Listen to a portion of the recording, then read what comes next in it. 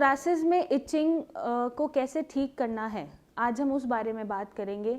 So welcome, मैं doctor Megha Chaturvedi आज आपको बताऊंगी कि ऐसे कौन से 5 तरीके आपको अपनाने हैं जिससे जो इचिंग से परेशान हैं आप विंटर सीजन में, स्पेशली जो सर्दियों का मौसम चल रहा है, सोरासिस में इचिंग बढ़ रही है, ड्राइनेस हो रही है, उसको आप कैसे कम करेंगे घर बैठे।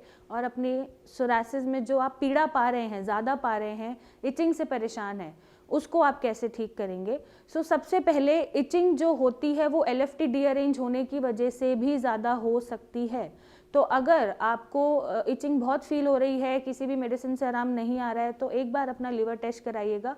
अब लिवर डीअरेंज कैसे होता है वो मैं अपनी अगली वीडियो में आपको बताऊंगी। इस वीडियो में हम बात करेंगे कि ऐसे कौन से तरीके हैं जिससे आप अपनी इचिंग घर बैठे कम कर सकते हैं। पहला तरीका है वो है आपको अपना वाटर इनटेक बढ़ाना पड़ेगा, क्योंकि सर्दियों में अक्सर हम पानी कम पीते हैं जिसकी वजह से कॉन्स्टिपेशन भी बनता है और हमारी बॉडी के जो टॉक्सिन्स बाहर जाने चाहिए बॉडी से स्वेटिंग के थ्रू, पसीनों के थ्रू या यूरिन के थ्रू, वो बॉडी में ही एक्यूमुलेट करते रहते हैं जिसकी वजह से टॉक्सिन ज़्यादा हो जाते हैं और इचिंग आपको ज़्यादा फील होती है।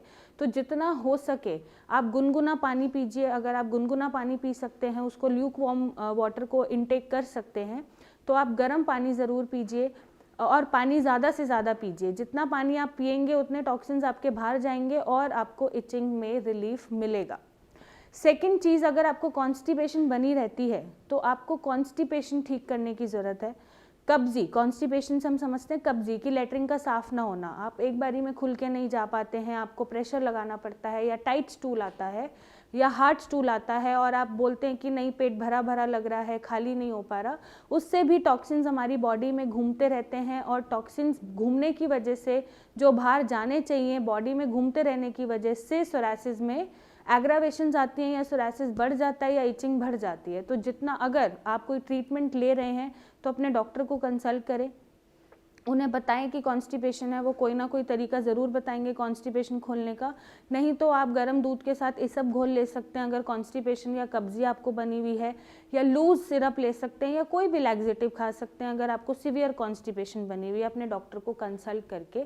लेकिन कॉन्स्टिपेशन को खोलना ज़रूरी है। अब इन तरीकों के बारे में बात करते करते मैं आपसे डिस्कस करना चाहूँगी कि मेरे पेशेंट का एक वीडियो है जो उन्होंने हमें फीडबैक दिया है या अपनी दिल की बात हमसे शेयर करी है। उन्होंने कैसे सोरासिस को ठीक करा, कैसे शुरू हुआ, वो मैं साथ में शेयर करूंगी ताकि आपका कॉन्फिडेंस बूस्ट हो और आप भी अपने सोरासिस से लड़ सकें और उस पर विजयी पा सकें और सोरासिस से परेशान ना रहें। तो आप ये पेशेंट का वीडियो ज़रूर देखिएगा और अपना कॉन्फिडेंस बूस्ट करिएगा और अपने सोरासिस से लड़ने के लिए थोड़ा सा एनर्जी आप गेन करिएगा कि सोरासिस को बीट किया जा सकता है, ठीक किया जा सकता है। हेलो, हम अंजलि बात कर रहे हैं फतेहगढ़ से। हमको 4-5 साल पहले सोराइसिस हुआ था और हमने यहाँ पे हर डॉक्टर को दिखाया, कहीं से हमको कोई आराम नहीं मिला। हर डॉक्टर को दिखाया, हर डॉक्टर को यहाँ फतेहगढ़ में दिखा के थक चुके थे। फिर यूट्यूब पे देखते रहते थे कोई अच्छा डॉक्टर मिल जाए हमको सोराइसिस का। यहाँ पे हर डॉक्टर, फतेहगढ़ में हर डॉक्टर बोलते थे कि सोराइसिस ये कभी नहीं ठीक होता, हमेशा साथ रहने वाली बीमारी है, जब तक आप दवा खाओगे तब तक आराम रहेगा लेकिन ठीक कभी नहीं होगा।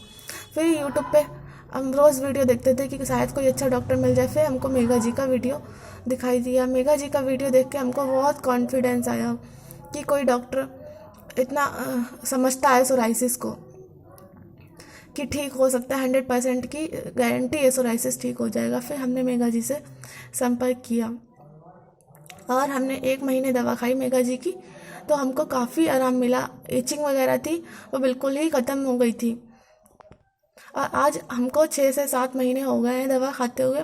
हमारा सोराइसिस बिल्कुल ठीक हो गया है और स्किन भी बहुत अच्छी हो गई है मेघा मैम की दवा से।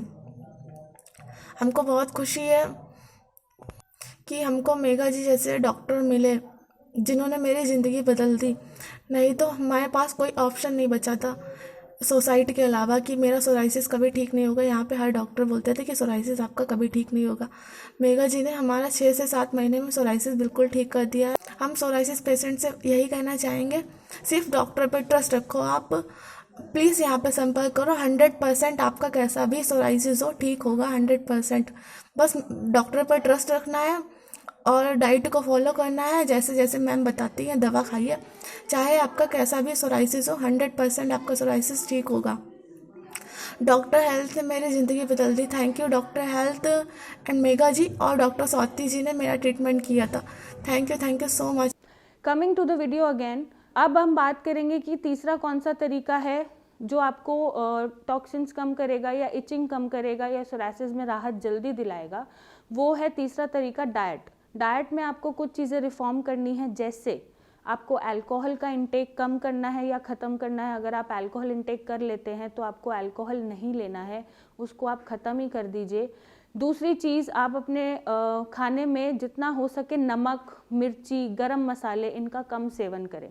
जितना इनका कम सेवन बॉडी में जाएगा उतने ही टॉक्सिन्स कम बनेंगे बॉडी में और आपको इचिंग कम होगी।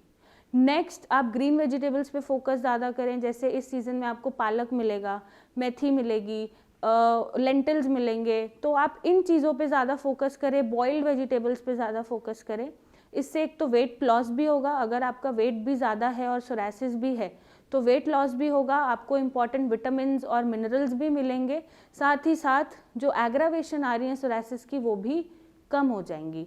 नेक्स्ट, आपको प्रोसेस्ड फूड, जंक फूड, बाहर का खाना, बर्गर्स, पिज्ज़ाज, ये जितने हो सके, caffeine intake, sugar intake, added sugar, added preservatives, canned food, processed food, chicken, mutton, egg, ये सब आपको अवॉइड करना है अगर आप सोरासिस को जल्दी ठीक करना चाहते हैं तो।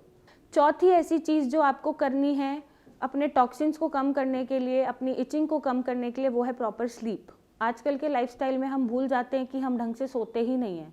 अप्रॉक्सीमेटली 4-5 घंटा सोते हैं और फिर अपने रूटीन वर्क पे लग जाते हैं, डेली वर्क पे लग जाते हैं, जो कि गलत है।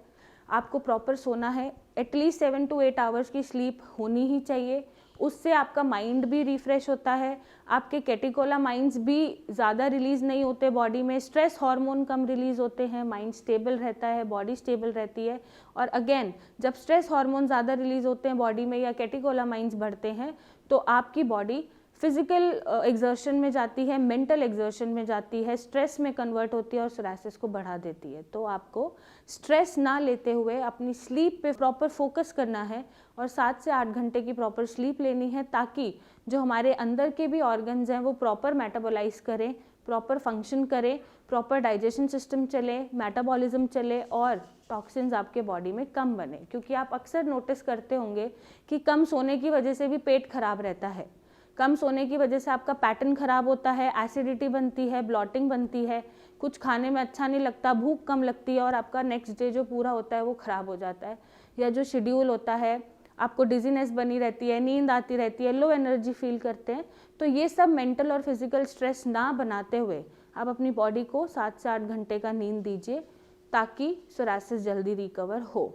और एट द एंड, लास्ट में मैं ये बोलूँगी कि अगर आपको बहुत इचिंग फील हो रही है तो आप मॉइस्चराइज करते रहिए अपने स्किन को, और नारियल तेल में 4-5 कैम्फर या कपूर जिसे हम बोलते हैं, कपूर के पीसेस उसमें मिला दीजिए और अपनी पूरी बॉडी पे अप्लाई कर लीजिए दिन में 3 से 4 बार, और आपकी इचिंग रिलीफ होनी शुरू हो जाएगी। और अगर आपको सोरासिस की समस्या है तो आप बेझिझक होकर नीचे दिए गए नंबर पे फ़ोटो शेयर करें, मेरी डॉक्टर्स की टीम से कंसल्टेशन लीजिए और अपने सोरासिस पे विजय पाइए और अपने सोरासिस को जड़ से ख़त्म करें। So thank you and take care.